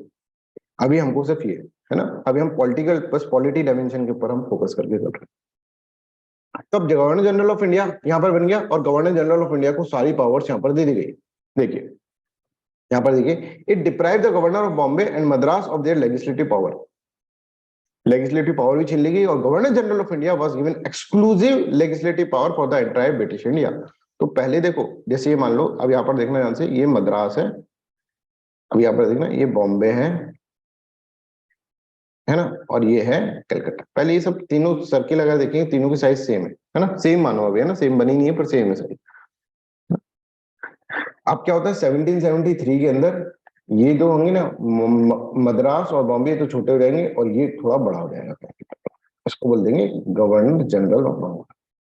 ठीक है, और फिर 1833 के अंदर आते आते ये और छोटे हो जाएंगे, ये और छोटे हो जाएंगे, इतने चुन्नू चुन्नू से रह जाएंगे, क्योंकि यहाँ पर इनकी एग्जीक्यूटिव पावर ले ली गई, यहाँ पे इनकी लेजिस्लेटिव पावर ले गई, और ये और बड़ा हो जाता है, ये गवर्नर जनरल ऑफ इंडिया बन जाता है, गवर्नर जनरल ऑफ बंगाल और governor general of, this is clear. तो यहाँ पर आप देखेंगे, it deprives the governor of Bombay and Madras of their legislative power. Governor general of India के पास अब सब पावर आ गई। ठीक है, अच्छा, अब मेरे को ये बताओ, गवर्नर जनरल ऑफ इंडिया, अच्छा गवर्नर जनरल ऑफ बंगाल के बारे में बात करें, है ना, है ना, उसकी एग्जीक्यूटिव काउंसिल होगी बच्चों, उसमें कितने मेंबर्स होंगे, कोई मेरे को बताएगा, एनीबॉडी इन द क्लास, कितने मेंबर्स होंगे उसके अंदर? यस वैशाली, कितने मेंबर्स होंगे इसके एग्जीक्यूटिव काउंसिल में? विशाखा? सर 3 थे ना? 3 थे ना, 3 है ना, 3 थे, बिल्कुल सही बात है। 1784 के अंदर पिट्स इंडिया एक्ट के अंदर 3 करे थे ना अपन ने, तो 3 होंगे obviously governor general of Bengal. पर 1833 के अंदर वापस से एक डायमेंशन क्रिएट करा गया। सर क्या? सर एक बात सुनो सर, यहाँ पे 1784 से पहले 4 थे, 4 में डिसीजन मेकिंग नहीं हो पाती थी, इसलिए 3 करे। अभी 3 से क्या करने वाले हैं, वापस 4 करने वाले हैं क्या? यस, 3 से वापस यहाँ पर 4 करने वाले हैं। सर फिर वही समस्या आएगी? नहीं, वो समस्या नहीं आएगी, क्योंकि चौथा जो आएगा अब इसके पास उतनी पावर नहीं है जितनी कि पहले वाले के पास। समझ में आ रहा है? ये जो होगा चौथा जो होगा, ये समझ में आ रहा है? ये सबको समझ में आ रहा है? 3 3 पहले 4 था, फिर 3 हुआ, है ना, और फिर 3 का वापस 4 होगा। समझिए ये क्या बोल रहे हैं, number of executive council was increase to the 4। एक और नया मेंबर रखेंगे जिसको बोलेगा लॉ मेंबर। और लॉ मेंबर सिर्फ और सिर्फ क्या है, इसका काम ये कहेंगे कि भाई तू वोटिंग वोटिंग डिसीजन मेकिंग मत आया कर, है ना, डिसीजन मेकिंग के अंदर नहीं आ रहा है, वोटिंग करने नहीं आ रहा। इसका काम ये है किसी तरह से लॉज जो है ना, भारत के अंदर कानून बने, लॉज को कोडिफिकेशन करे, कोडिफिकेशन ऑफ लॉज करे, इसका ये काम।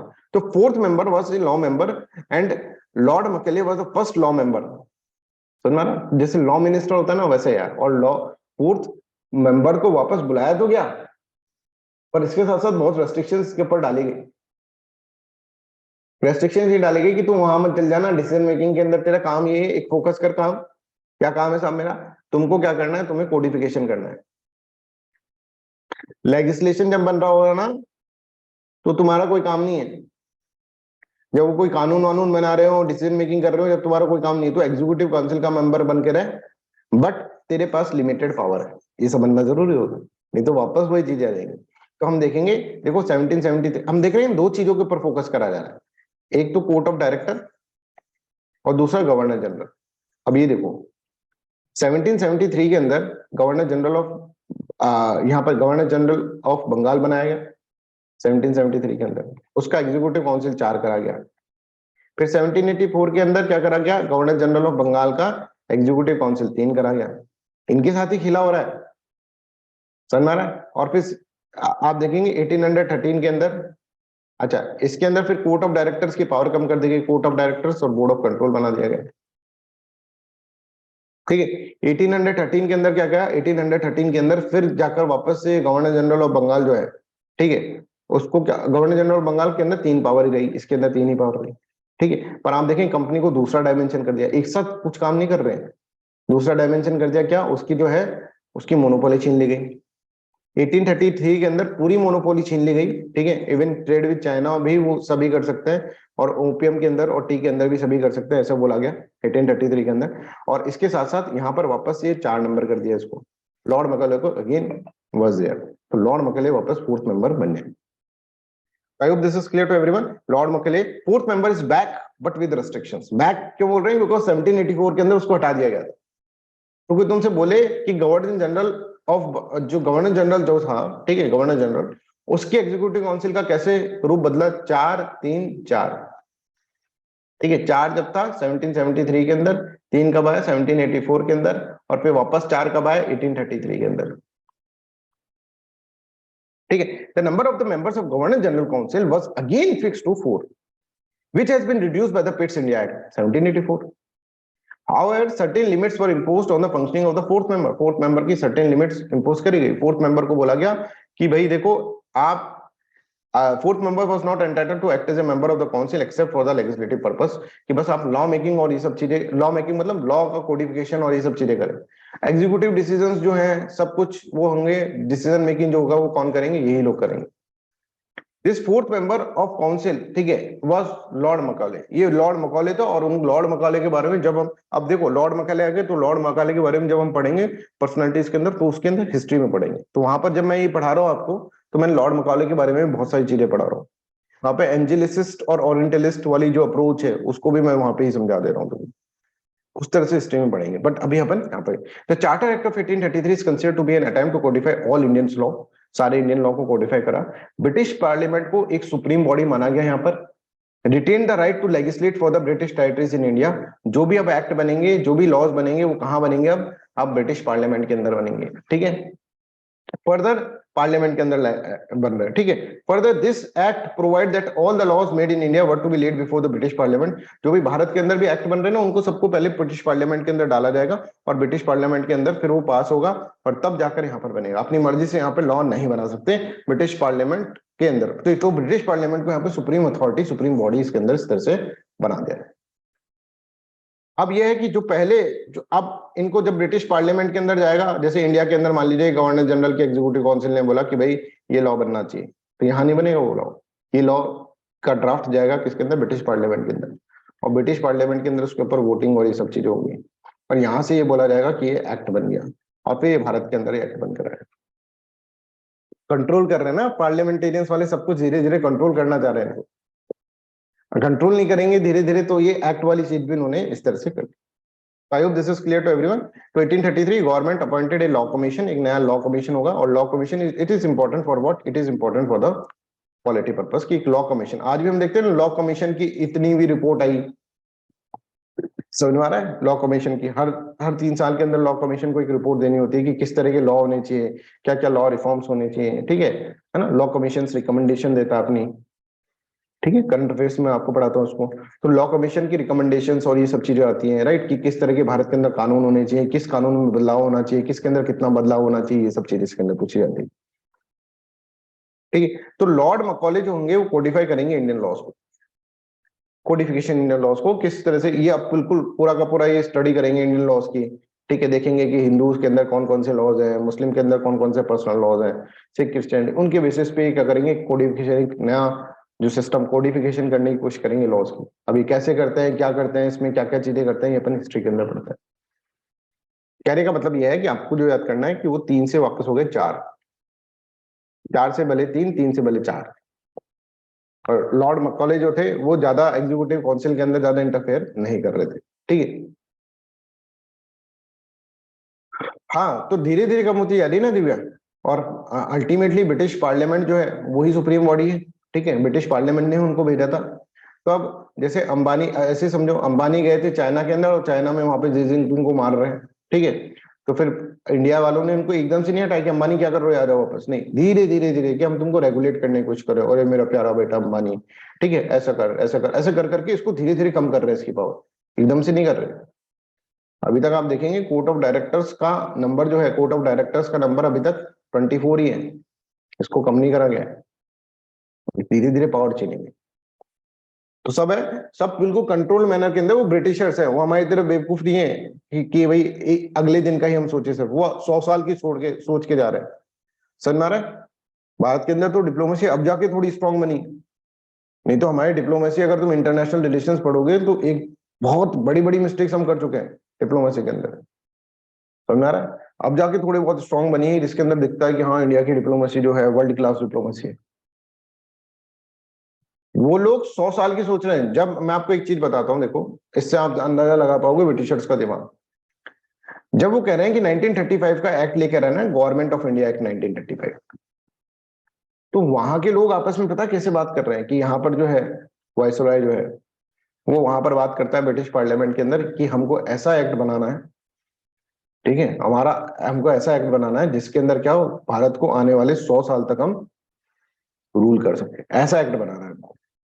तो इनको क्या करते हैं, थोड़ी सी प्रोविंशियल ऑटोनॉमी दे देते हैं, जैसे लोग लॉलीपॉप पकड़ा देते हैं, जिससे कि इनका ऊपर राज करते हैं। इनको, इनका प्लान क्या था पता है तुम्हें? 2035 तक का प्लान था। मतलब अभी हम ब्रिटिशर्स की कॉलोनी होते हैं, ये प्लान करके गवर्नमेंट ऑफ इंडिया एक्ट बना रहे हैं। सोचकर देखो क्या प्लानिंग चलती है इनकी,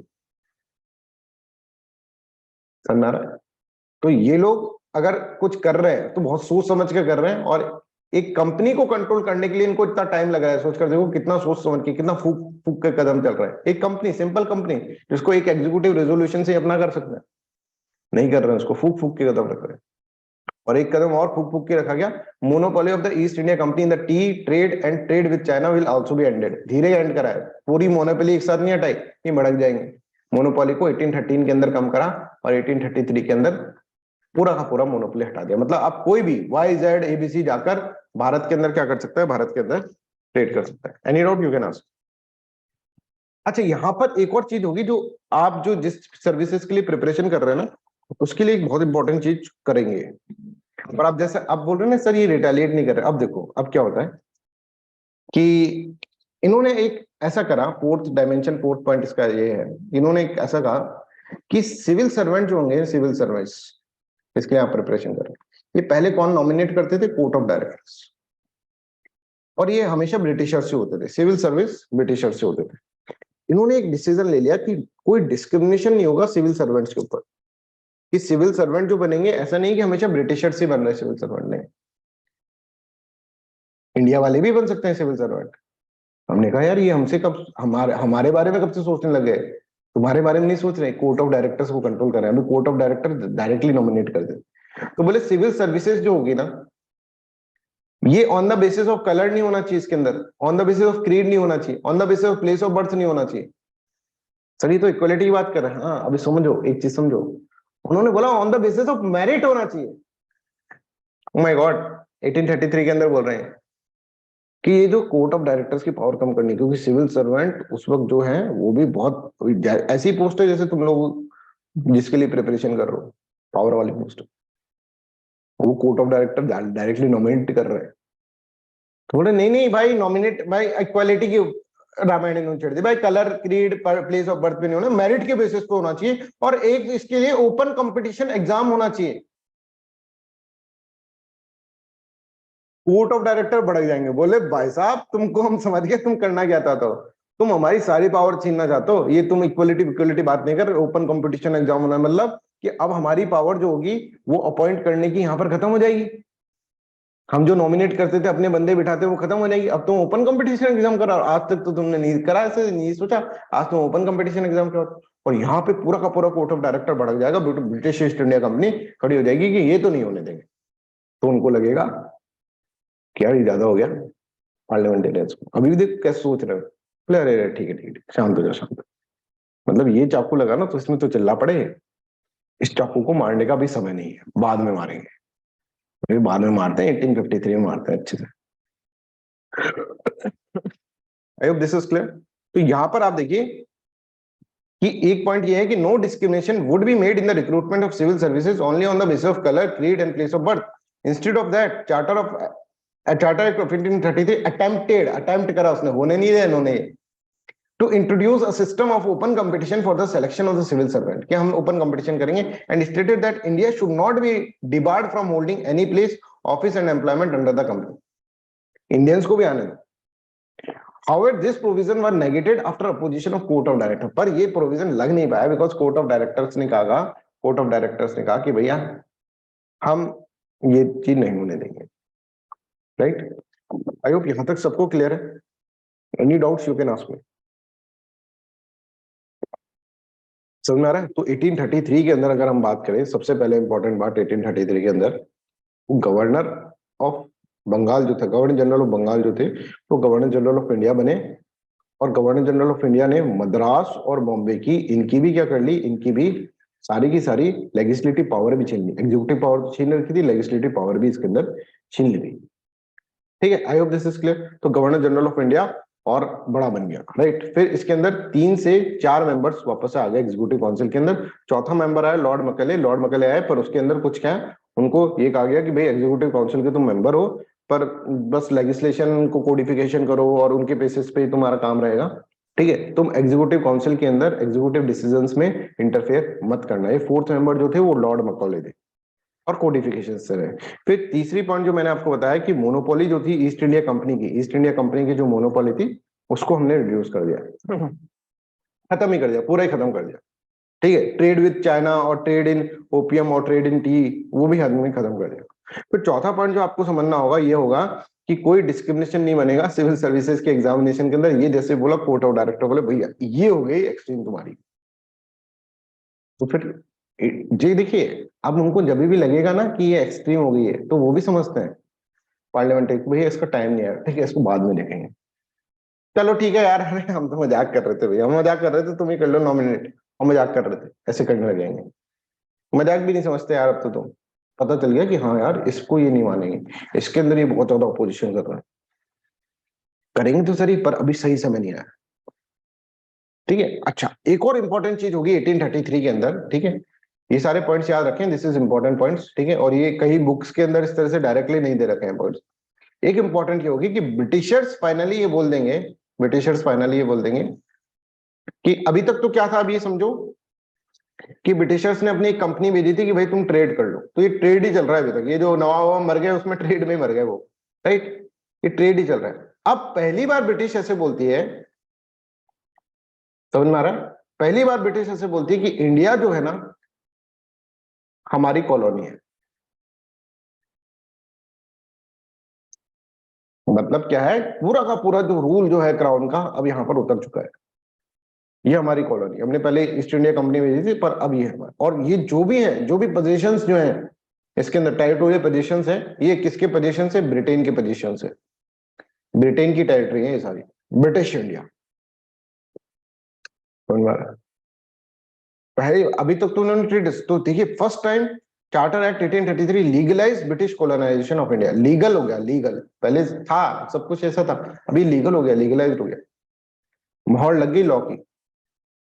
and territorial position of company, जो भी कंपनी ईस्ट इंडिया कंपनी की जो territorial position for allowed to remain under this government, उसकी गवर्नमेंट के अंडर में है, तो तुम्हारी नहीं है प्रॉपर्टी, इनको ये समझाया गया, बार बार समझाया जा रहा है चीज, ठीक है, I hope this is clear. हाँ, ब्रिटिश पोजीशन बोला गया था, पर यहाँ पे ब्रिटिश कॉलोनी बोल दिया गया डायरेक्टली, लीगलाइज कर लिया, एक स्टेप, मतलब क्लियर कर रहे हैं बार बार कि भैया हमारा ही है तुम्हारा नहीं है, ईस्ट इंडिया कंपनी हमारा है तुम्हारा नहीं है, समझ में आ रहा है? अच्छा, एक दो पॉइंट और हुए थे, वो भी इंपॉर्टेंट है, कभी कभार पूछ लिए जाते हैं 1833 के अंदर, जैसे कि भाई स्लेवरी सिस्टम जो था उसको मिटिगेट कर रहे थे वो, वहां पर जो है स्लेवरी सिस्टम्स को मिटिगेट करा जा रहा था, ठीक है, तो वहां पर स्लेवरी सिस्टम्स को मिटिगेट किया जाता है, यूरोप के अंदर बहुत ऐसा चल रहा था यार स्लेवरी हटाओ, तो यहाँ पर भी एक एक्ट ऐसे निकाल दिया गया, British parliament abolish slavery in Britain and all its positions in 1833, की ब्रिटेन का जहां पर भी रूल रहेगा वहां पर स्लेवरी नाम की चीज नहीं होगी, तो कभी ऐसा आ जाए मिटिगेशन ऑफ स्लेवरी, तो आप इसके अंदर इस तरह से देख,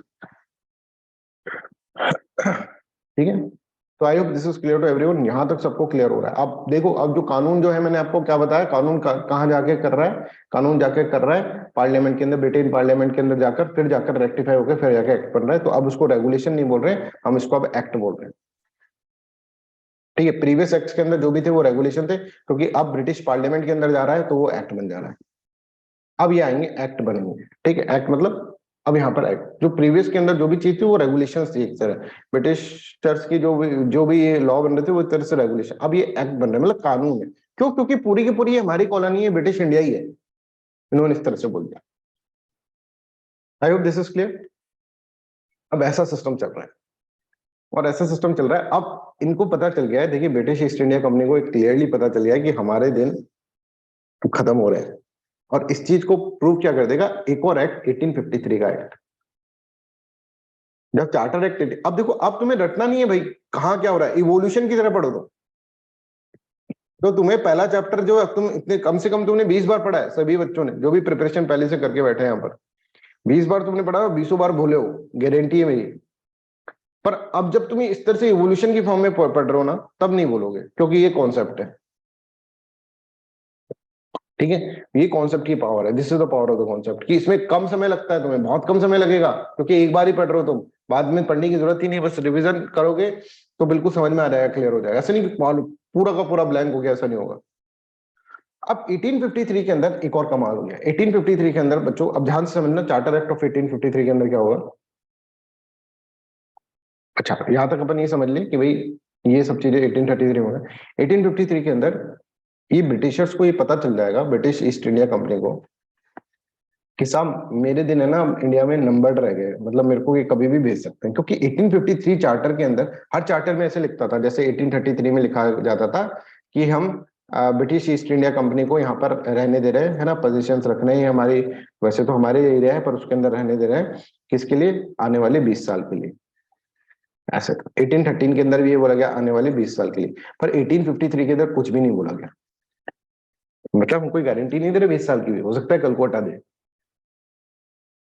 और इनको लग गया कि यार अब गड़बड़ होने वाली है 1853, तो 1853 एक्ट के अंदर कभी भी इस तरह से नहीं बोला गया कि भाई अब यहाँ पर ब्रिटिश की जो ये ईस्ट इंडिया कंपनी की पोजीशन है उस पर ईस्ट इंडिया कंपनी दी जाएगी, क्योंकि पूरा का पूरा गवर्नमेंट का है, ये ब्रिटेन का है, यहाँ तुम रह रहे हो ब्रिटेन का है। कभी भी तुम्हें लात मार के भगाया जा सकता है 1853 के अंदर, ये कभी भी कोर्ट ऑफ डायरेक्टर्स को लात मार के भगाया जा सकता है ना, समझ में आ रहा है। कभी कह सकता है कि यहाँ पर आकर अब से कदम मत रखना, और ये कुछ भी नहीं बोलेंगे 1853 के अंदर इस तरह का कुछ नहीं। अच्छा, हमने देखा court of directors, court of directors कितने थे बच्चों, 24 थे। इस एक्ट के थ्रू 1853 के चार्टर एक्ट के थ्रू 24 की जगह हो जाएंगे 18, 6 बंदों को कम कर दिया, ठीक है। और 18 में से भी 6 जो है that is directly appointed by crown, ये शेयर होल्डर्स नहीं है, शेयर होल्डर्स अपॉइंट करेंगे सिर्फ 12 लोगों को, 6 जो होंगे that will be directly appointed by crown. अब देखो 20 साल पहले इनकी अकड़ अलग थी कोर्ट ऑफ डायरेक्टर्स की, और 20 साल का टाइम बहुत ज्यादा होता है। 20 साल पहले उन्होंने हमको सिविल सर्विसेज के अंदर रिफॉर्म्स नहीं लाने दिए थे, आज इनके ऊपर 20 साल के टाइम के अंदर इनको इतना कमजोर कर दिया, धीरे धीरे धीरे धीरे धीरे इतना कमजोर कर दिया कि अब इनकी नंबर भी हटा दी, कि 24 थे, अभी तक 24 थे, अब ये टाइम आ गया कि तुमको 18 करेंगे।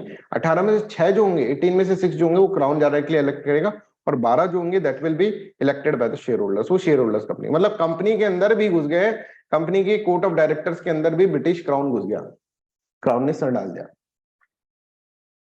लो भाई, तो यहां पर अगर हम देखें charter of 1853, it reduce the number of directors of the company, ठीक है, 24 to 28, मतलब court of directors. Out of this 18, 6 will be appointed by the crown, वो 6 जो होंगे वो क्राउन अपॉइंट करेगा। ओ माय गॉड सर, ये इसके अंदर इस तरह से होता है। कोर्ट ऑफ डायरेक्टर्स को हो गया शांत कर दिया उन्होंने, ठीक है। और कोर्ट ऑफ डायरेक्टर्स को कहा कि भैया एक सेकंड इधर आना। बोले क्या?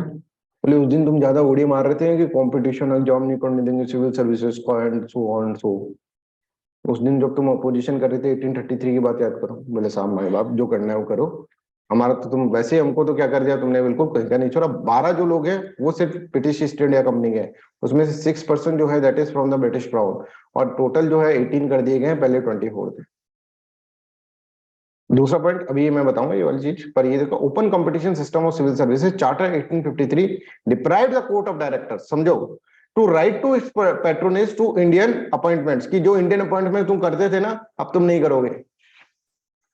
बोले 20 साल पहले की बात सोचो, 20 साल पहले की याद करो, 20 साल का समय बहुत होता है। उनको पूरा का पूरा धरती पे लाकर खड़ा कर दिया उन्होंने। 20 साल पहले जो उन्होंने अपोजिशन करा था आज करो अपोजिशन।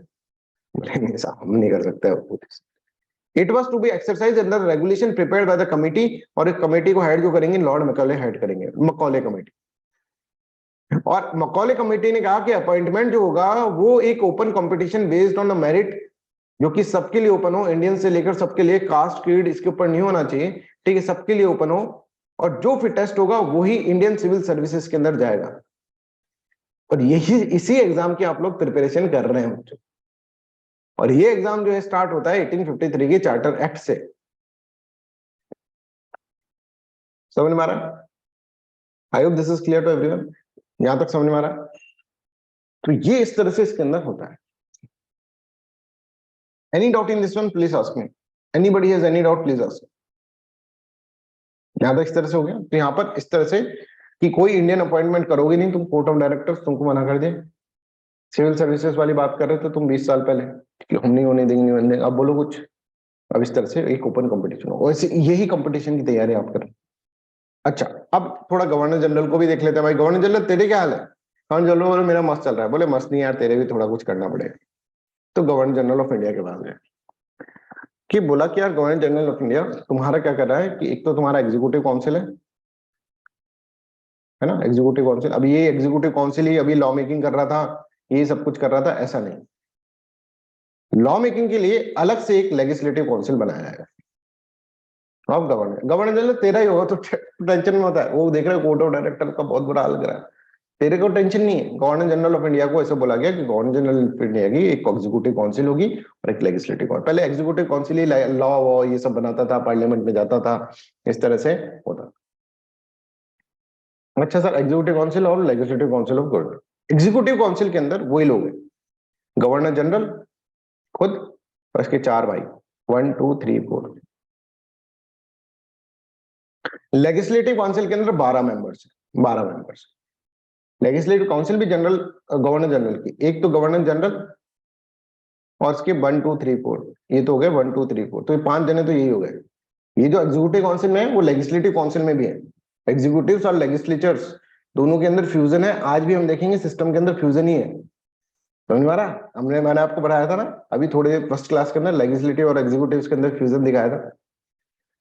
तो 1 2 3 4 इधर, इधर भी 1 2 3 4, चलो भाई 5 जने इधर हो गए, 5 जने इधर हो गए, बाकी के सर 7 जने। 7 जनों में से बाकी के एक एक करके मैं आपको बताता हूँ, ठीक है, जो कि आपको याद रखना है, ठीक है।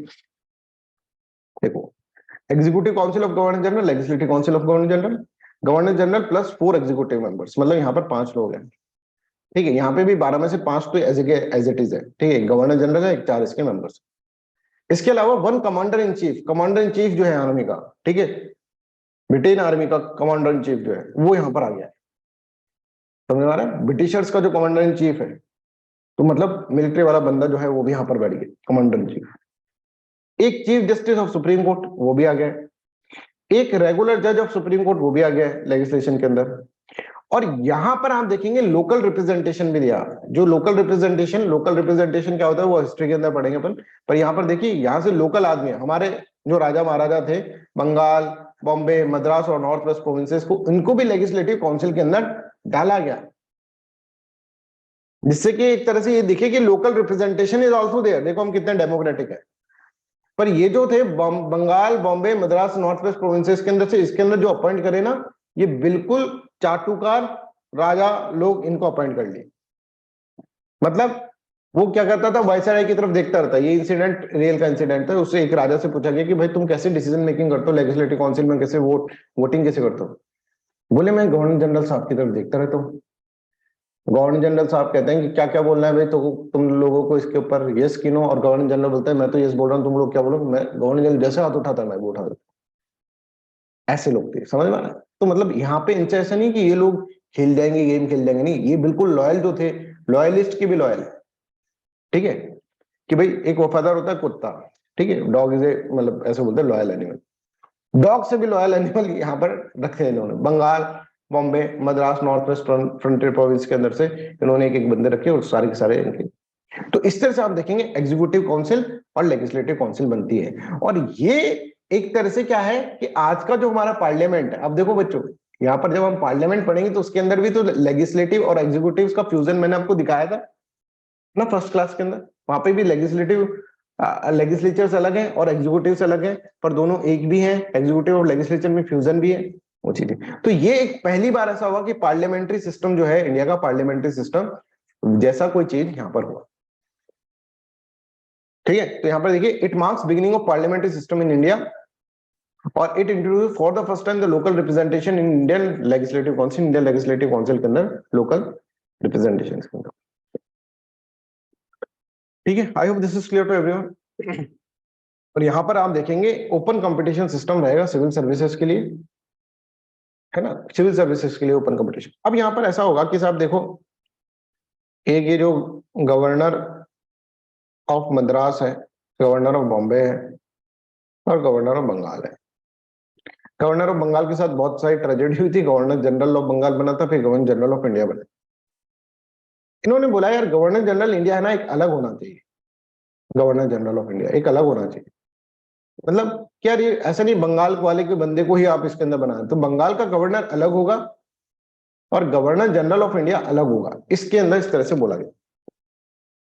गवर्नर जनरल ऑफ इंडिया पूरे इंडिया का एडमिनिस्ट्रेशन करेगा। अभी गवर्नर जनरल ऑफ इंडिया जो हुआ करता था वो बंगाल का एडमिनिस्ट्रेशन कर रहा है, और इन प्रेसिडेंसीज का एडमिनिस्ट्रेशन। और गवर्नर जनरल ऑफ इंडिया जो होगा पूरे इंडिया का जो होगा एडमिनिस्ट्रेशन करेगा। तो यहाँ पर इसको गवर्नर जनरल ऑफ बंगाल जो था उसको कहा, उसकी जगह गवर्नर जनरल जो इंडिया जो था उसको एक पूरे भारत का बना दिया, उसको बंगाल का नहीं रखा, और बंगाल के अंदर अलग से इनकी तरह एक गवर्नर बिठा दिया, ठीक है। अब इस चीज को मैं समझाऊंगा, ठीक है, बट थोड़ा टाइम ज्यादा हो जाएगा उसके अंदर समझाने के अंदर। ये पॉइंट हमने डाल दिया, शाम को इस पॉइंट को अपन पढ़ते हैं। शाम को मैं बताऊंगा इस पॉइंट को डिटेल के अंदर, राइट। पॉइंट सिर्फ डाल दिया कि इस तरह का चीजें हुआ है, और इसके बाद क्या क्या होता है ये अपन बताएंगे। फिर 1857 की क्रांति होगी, ठीक है। 1857 की क्रांति के बाद फिर ब्रिटिश पार्लियामेंटेरियंस कहेंगे कि अब हो गया बहुत, अब हमको मौका भी मिल गया, उनको अच्छा खासा कंट्रोल, फिर पूरा का पूरा कंपनी रूल को अबॉलिश कर दिया जाएगा। कंपनी रूल नाम की कोई चीज नहीं है, कोर्ट ऑफ डायरेक्टर्स को अबॉलिश कर दिया जाएगा, बोर्ड ऑफ कंट्रोल को अबॉलिश कर दिया जाएगा, पूरा हमारा ब्रिटिश पार्लियामेंट यहाँ पर आके बैठ जाएगा। तो इसके लिए तुमको शाम तक वेट करना पड़ेगा। आई hope this is clear. Any doubt you can ask me. देखो सारे कॉन्सेप्ट क्लियर होने चाहिए, सारे कॉन्सेप्ट दिमाग के अंदर आने चाहिए, है ना, और बार बार में रिवाइज करो, रिवीजन करो जितना ज्यादा हो सके, जितना उतना इंपॉर्टेंट है। Yes Abhishek please. सर जो रिवीजन करें हम लोग इस पीडीएफ को ही पढ़ें या फिर लक्ष्मीकांत अभी से सब देखने अभी हैं? देखो टाइम टाइम के साथ सब कुछ मैं बताऊंगा आपको, अभी सिर्फ पीडीएफ पढ़ो, सिर्फ पीडीएफ। ठीक है सर। आने वाले समय में सब कुछ मैं तुमको बताऊंगा कैसे क्या करना है, अभी सिर्फ पीडीएफ पढ़ो, ठीक है, क्योंकि अभी स्टार्टिंग है बच्चों, स्टार्टिंग है, स्टार्टिंग में तुम इधर उधर देखोगे कौन सी किताब पढ़े, ये पढ़े वो पढ़े, बहुत गड़बड़ हो जाएगी चीजों के अंदर। अभी तुम सिर्फ तुम्हारे पास इतना ही समय है कि तुम पीडीएफ ही पढ़ सकते हो, समझ में आ रहा है? फिर बाद में बताऊंगा तुमको चीजों को कैसे करना है, कैसे लेकर जाना है, सब कुछ बताया जाएगा डिटेल के अंदर, बट उसके लिए यू हैव टू वेट, ठीक है। That's all for today's class, thank you so much. Sir 4+1 में गवर्नर जनरल जो है वो गवर्नर जनरल ऑफ इंडिया है ना।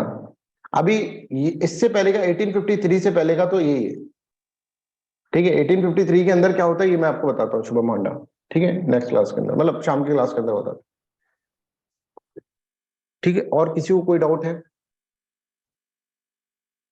तो बच्चों देखो मस्ती से पढ़ना है अपन को, है ना, कोई भी लोड लेकर नहीं पढ़ना है। आप देख रहे हैं सारे कॉन्सेप्ट जब तुम्हारे पास होते हैं ना, तो आप हाँ इसके भी नोट्स बना लो, शॉर्ट शॉर्ट नोट्स बना लो, ठीक है। जैसे मैं पढ़ाता हूँ ना, अच्छा एक चीज याद रखो थोड़ा सा, ये भी इंपॉर्टेंट है ना, कि जब मैं पढ़ा रहा हूँ ना आपको, तो पढ़ाते पढ़ाते आप लोग साथ साथ कुछ कुछ लिखते जाओ, जिससे कि माइंड का कोऑर्डिनेशन बना रहता है, माइंड का कोऑर्डिनेशन इसके अंदर बना रहेगा। थोड़ा थोड़ा थोड़ा थोड़ा कुछ कुछ लिखते रहो कि सर हाँ ऐसा हो गया ये लिख दिया, ठीक, फिर ऐसा हो गया ये लिख दिया, लिखते रहो।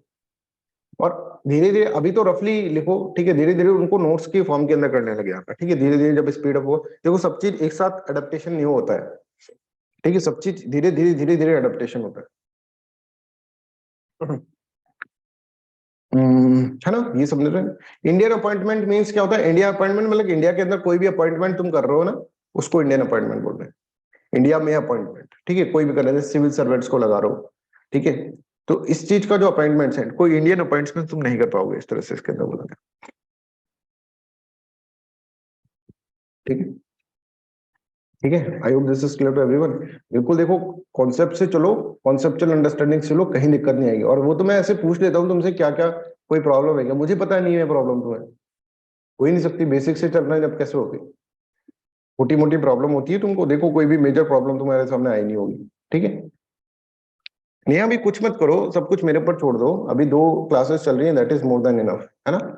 अभी हम बहुत सारी चीजें करेंगे, एक बार ये पता चल जाएगी कौन कौन बच्चे एडमिशन ले रहे हैं, तो उसके बाद पूरा का पूरा तुम मेरे अंदर ही रहोगे, टाइम टेबल बना के रखूंगा मैं तुम्हारा, सब बच्चों का टाइम टेबल बनेगा, राइट, सब बच्चों के हिसाब से पर्सनलाइज टाइम टेबल, जैसे डाइट डाइट चार्ट बनाते हैं ना, डाइट चार्ट, कि भाई सुबह उठ कर ये खाना है, सुबह उठ कर ये सब चीजें बनेंगी, समझ में आ रहा है? तो उसमें कोई टेंशन मत लो, अभी सिर्फ क्लासेस लो, अभी 5 क्लासेस के बाद अपन करते हैं कि कौन कौन बच्चे हैं, ठीक है, ये पता चल जाएगा, तो उनके बेसिस पे फिर हम उनके ऊपर वर्कआउट करना स्टार्ट कर देंगे, डिटेल में सब काम होंगे, don't you worry about this one, ठीक है। So I hope this is clear to everyone, है ना। So that's all for today's class, thank you so much, मिलते हैं सुबह शाम को ठीक 8 बजे क्लास स्टार्ट हो जाएगी, thank you sir. Bye bye. और दूसरी चीज ये है कि जो भी बच्चे मतलब ग्रुप के अंदर स्टडी करना चाहते हैं ना, ग्रुप के अंदर कि सर हमको डिस्कशन करके ग्रुप करके करना है, तो वो उन लोगों का ग्रुप भी बना दिया रहेगा, बट अगेन वो भी बात की ही बात है, वो भी बाद में करेंगे। अच्छा, और एक ये बार बार मैं तुम्हारे दिमाग के अंदर ही डाल रहा हूँ, 25th को एक टेस्ट है तुम्हारा, 25th को, जिसमें 40 क्वेश्चन पूछे जाएंगे, बहुत जनरल क्वेश्चन होंगे, ठीक है। स्टार्टिंग के अंदर हम इस तरह से करेंगे, 40 क्वेश्चन पूछे जाएंगे, और फिर हर वीक टेस्ट होगा, हर वीक टेस्ट होगा। अभी थोड़ा सा तुम्हारा कोर्स हो जाए, अभी मैं धीरे भी बढ़ा रहा हूँ थोड़ा जानबूझकर, जिससे कि तुमको ज्यादा लोड नहीं है, ठीक है। तो उसके बाद फिर 40 क्वेश्चंस का टेस्ट होगा, उसके बाद फिर हर वीक टेस्ट होंगे तुम्हारे, हर वीक टेस्ट होंगे। फिर जैसे पॉलिटी खत्म हो जाएगा, पॉलिटी का एक फुल लेंथ टेस्ट होगा, फिर वापस फुल लेंथ टेस्ट होगा। तो तुमको रिवीजन हम कराते रहेंगे, इनके थ्रू ही रिवीजन करवा देंगे तुमको, टेंशन मत लो तुम के। पॉलिटी के बाद जैसे मान लीजिए मॉडर्न हिस्ट्री स्टार्ट होता है, तो पॉलिटी भूलने नहीं देंगे तुमको, टेस्ट देते रहेंगे, टेस्ट का डिस्कशन करते रहेंगे, वो सब चीजें रिवीजन बोर्ड के अंदर डाल देंगे, है ना। तो वो सब चीजें मेरे को पता है कि तुमको वहां तक अप्रैल मई तक तुमको कैसे लेकर आना है, जिसमें तुम्हारे पास सब कुछ हो, तुमने 5000 क्वेश्चन सॉल्व कर रखे हो, तुमने सारे के सारा जो है तुम्हारे पास पॉलिटी से लेकर सब, ऐसा नहीं कि पॉलिटी पहले पढ़ा सर भूल गया, पॉलिटी पॉलिटी समझ नहीं आ रहा सर, तो अप्रैल के अंदर किताब खोली, पॉलिटी गायब नहीं। अप्रैल तक तुम पॉलिटी भी पढ़ रहे होंगे, हिस्ट्री भी पढ़ रहे होंगे, ज्योग्राफी भी पढ़ रहे होंगे, आर्ट एंड कल्चर भी पढ़ रहे होंगे, एंशिएंट मेडिवल पढ़ रहे होंगे, सब कुछ पढ़ रहे होंगे, सब कुछ तुम्हारे हाथ में होगा, समझ में आ रहा है, करंट अफेयर्स के साथ। चलिए, तो that's all for today's class, thank you so much.